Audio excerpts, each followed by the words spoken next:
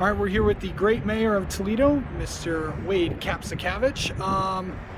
Mr. Mayor, welcome to, well, first off, welcome. I know with us and coming to your city, and this is a big week for you guys as the ARCA Championship is here for the first time since 2011, and it's in the glorious city of Toledo.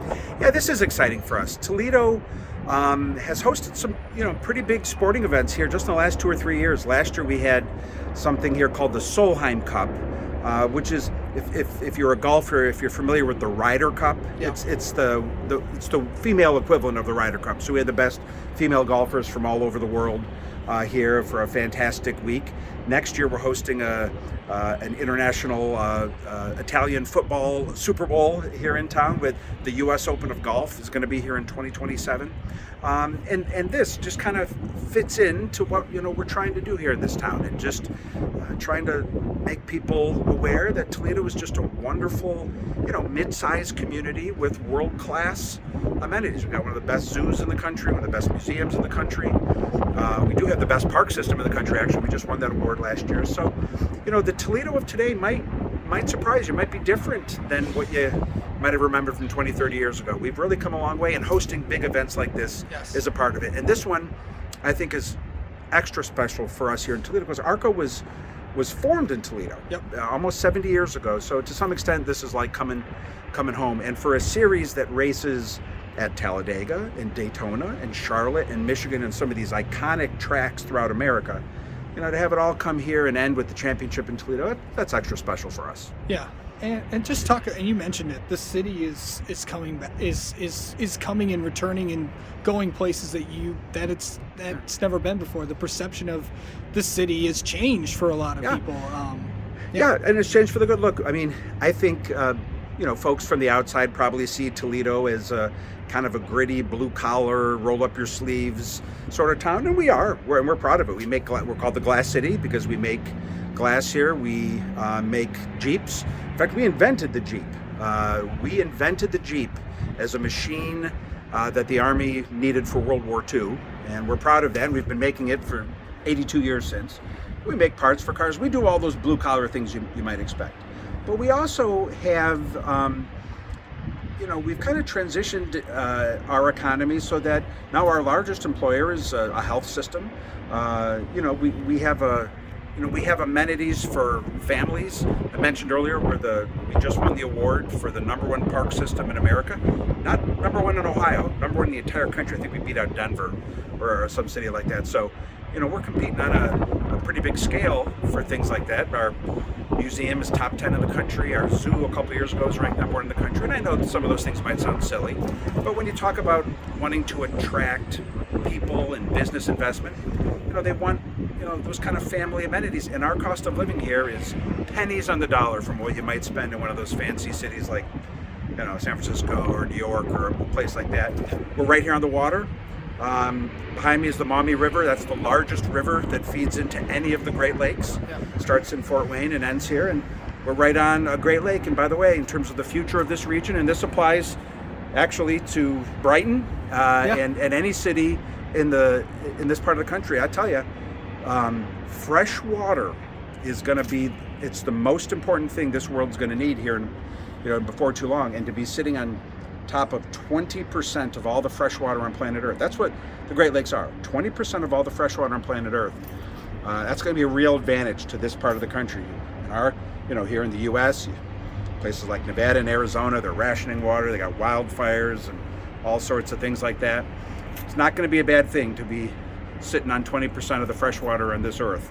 This region of the country, the Great Lakes region, I think it's got a bright future. It does. And you talked about the business side of Toledo, really seeing, big companies wanting to come here. Of course, GM just announced a big investment in this city as well. Of course, you have one of the fastest growing companies in America with Marco's Pizza based here in Toledo. What does Toledo have that companies want to come here for? But first, we have an excellent workforce.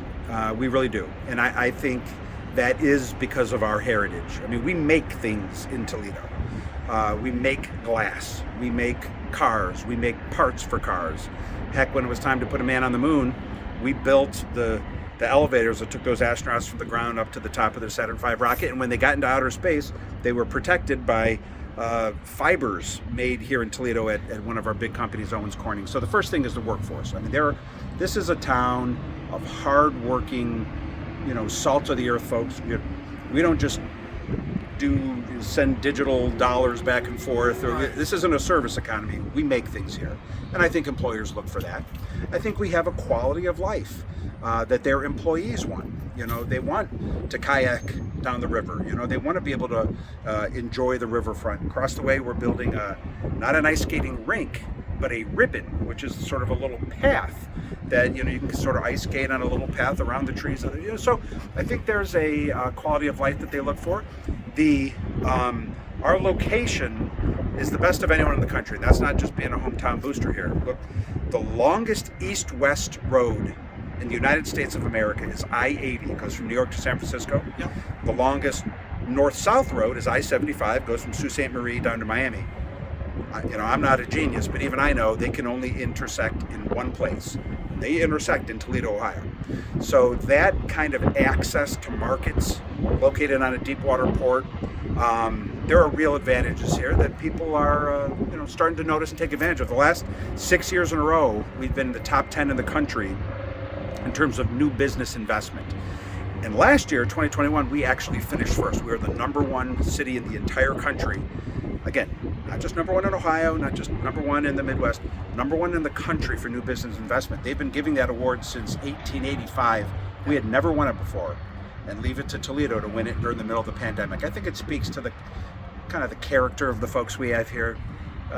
Sometimes I compare us to Rocky, the boxer. Yeah. That, we've been knocked down before, just like the folks in Detroit have, and Cleveland. We've been knocked down. But if there's anything good about being knocked down, is that you know how to get back up.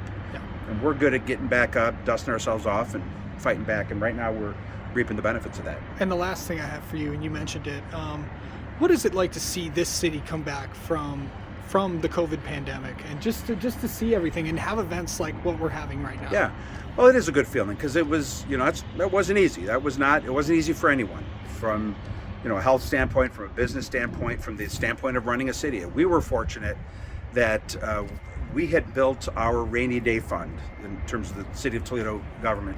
It was the highest it had ever been in the history of the city in 2019, and we had built it up to its highest level ever. And I'm glad we did.